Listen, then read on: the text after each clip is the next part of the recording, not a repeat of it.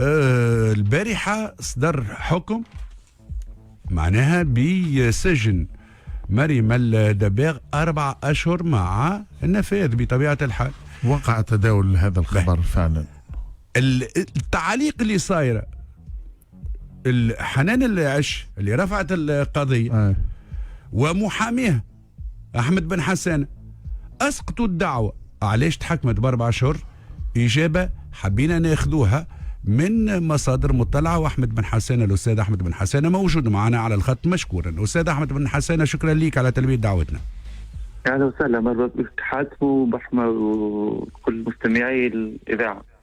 شكرا لك أحمد بن حسان، أنت محامي حنان العش وعملتوا إسقاط دعوة، بالرغم من ذلك ما وقعش الإفراج عليها في المرحلة الأولانية. البارحة يقولون أصدر حكم ب4 أشهر سجن مع النفاذ.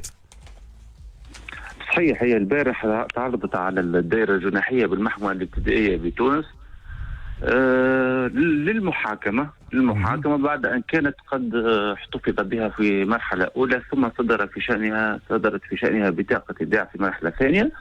البارح كانت المحاكمة مثلت أمام المحكمة ورافع محاموها عليها، وحوجزت القضية للتصريح بالحكم إثر الجلسة. في العشية مخر في أول الليل خرج الحكم، كان 4 أشهر سجن مع النفاذ العاجل. أنا باش نقول لك من الجانب القانوني أستاذ أحمد بن حسان، علاش ال4 أشهر في حين انتم اسقطتوا الدعوه؟ هذا صحيح قدمتوه اسقاط الدعوه هكا ولا لا؟ من طرف حنان العش؟ لا، تم تقديمه البارح لهيئه المحكمه، وتمسك المحامين نتاع محامو مريم بهذا الاسقاط، وطلبوا من المحكمه التخفيف عليها وتفعيل هذا الاسقاط والنزول بالعقاب الى ادناه، يعني باش تكون عقوبه مثلا غير سالبه للحريه. عاده هو في العاده الاسقاطات من هذا القبيل يكون عندها دور كبير ومفعول كبير في انه تنزل بالحق للعقوبه الى ادناها المسموح به قانونا، وتكون غير سلبه للحريه في اغلب الحالات. ولكن راهو ثم الحق العام، خاطر هذه ما هيش من الجرائم التي تسقط وتنقضي بالاسقاط. فما جرائم قليله جدا وقت واحد المتضرر يقدم اسقاط تنتهي فورا الجريمه وتتوقف المحاكمه ويتوقف التتبع. البارح موال الاساءه الى الغير عبر الشبكه العموميه للاتصالات ليست من قبيل هذه الجرائم. ماهوش الفصل 54. المرسوم، لا، هي في الاخير النيابه العموميه قررت احالتها على معنى مجله الاتصالات، الاساءه الى الغير عبر الشبكه العموميه للاتصالات، واللي العقوبه فيها مش شويه، راهي عامين سجن معنا. لكن بالنسبه يقعد الحق العام، الحق العام ما يسقطش معناها، ويمكن راهو كان ينجم يكون معناها مبدئيا نقولوا هذا عقاب مخفف، ربما كان لولا الاسقاط لكانت العقوبه اشد. على كل حال هذا مطلق اجتهاد المحكمة أن رغم الإسقاط فأن ربما اعتبرت أن الأفعال كانت من الخطورة بمكان، بحيث حكمت عليها ب4 أشهر مع إكفاء الحكم بالنفاذ العاجل، وهذا اللي صار معناها. وهو حكم ابتدائي قابل للاستئناف. هو حكم ابتدائي قابل للاستئناف وفي ظرف 10 أيام على أقصى تقدير. ونتصورها من اليوم باش يقع الاستئناف حتى يقع تسريع الملف وتعيين جلسه في محكمه الاستئناف في اقرب وقت لتنظر فيه مجددا. مريم الدباغ خذيناها كمثال، والمحاكمه هذه كمثال. علاش استاذ احمد بن حسانه؟ باش يعرفوا الناس اللي قاعده تستعمل في وسائل التواصل الاجتماعي للاساءه للغير راهي جريمه عقوبتها شديدة، هكا ولا لا؟ حسب القانون التونسي والمشرع. القانون التونسي عقوبتها 2 سجن. 2 سجن. ورغم الاسقاط نتاع الدعوه نتاع الشاكيه، راهو الحق العام ينجم يواصل المتابعه. وهو كذلك الحق العام يعني يواصل المتابعه، اولا في التتبع، ثانيا حتى في المحاكمه يعني. وشفنا هو اللي صار، هو حتى المرسوم هذاك 54 اللي هو مرسوم في نظري انا غير ديمقراطي، كان من الاولى انه لا يصدر، لانه لم ياتي بجديد. هو الجرائم الكل موجوده فيه، معاقب عليها، وموجوده نصوص معناها تردعها وتدجرها، ونصوص موجوده والعقوبات موجوده.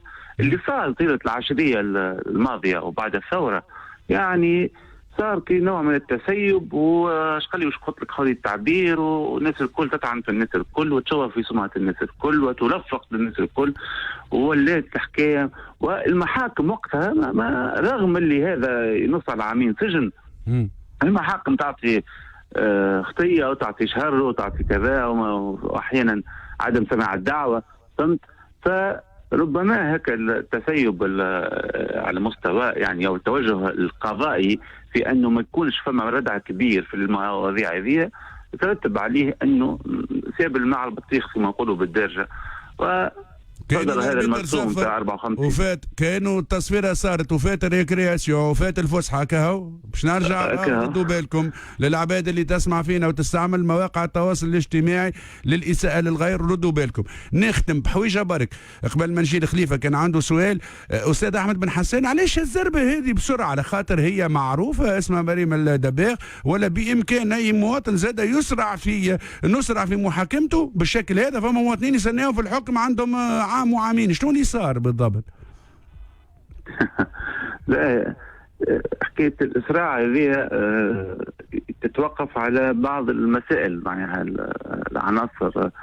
أحيانا يقع التسريع كيكا، راهو معناها تبدا كيكا مثلا بعض القضايا يقع التسريع فيها، حاجتهم بفلان باش يحاكموه، فهمت؟ هذا موجود يعني، فهمت؟ السرعه هذه تنجم تكون باجتهاد من المحكمه فقط؟ لا لا لا لا، بالنسبه لمريم مش هذا الاطار. شنو الاطار؟ شنو؟ لانه لا نوع من الحرص يعني على الموضوع. خذينا شكايه، مشيت فورا معناها عيننا موعد سريع في سماع الشاكيه، فهمت؟ هي المناوبه نتاعي، مشيت معها بشكل سريع يعني معناها هذا يصير بالاتفاق مع المركز الامن او الجهه الامنيه المتعهده، الباحث البدايه نسميوها. نعم. معناها الموعد سماع الشاكيه، بعد ما تسمع الشاكيه يعني هما يستدعوا المشتكى بها، يعني واستدعوها ومثلت احيانا وقت اللي ساعات القضيه طويل، لانه فيها اختبار فني طويل. القضيه هذه ما فيهاش اختبار فني يعني مباشرة. يعني هي كانت في الأجال، ما فماش سرعة ولا إسراع ولا تسرع؟ لا فما حرص من الجهة الشاكية، وتفاعل من الحقيقة خدمتهم الجهة يعني وحدة اسمها الوقاية الاجتماعية. نعم. العنف ضد المرأة. نعم. المستوى الجرجاني كانوا معناها خدمتهم بشكل سريع.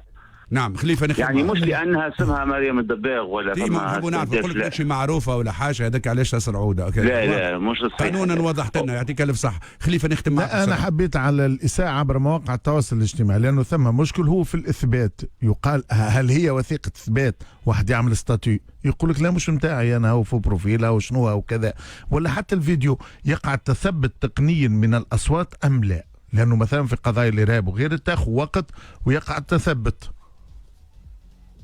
بالنسبه للفيديوهات يعني ما شنيا بس الفيديو واضح وصريح، وهي شخص لا يمكنها ان تنكر نفسها يعني، وهيك علاش ما نتحقوش في الحكايه. هذه عملته لايف فيديو، فالاثبات واضح المعالم. خليفه ما كتبتش ستاتيو وتقول فو بروفيل، لا هي خرجت فيديو رسمي بصورتها بصوتها، صوتا وصورة وأمضاته. أحمد بن حسان، شكرا ليك على كل هذه المعطيات. حبينا توضيح في خصوص هذه الجرائم، ردوا بالكم يعيشكم بربي ما تسهلوش. وبعد توا حتى كي تصير اسقاط دعوة نطلب منه سماح، لا فما الحق العام يطالب. والمثال هو مريم الدباغ 4 أشهر سجن مع النفاذ، حكمت المحكمة البارحة في بداية الليل.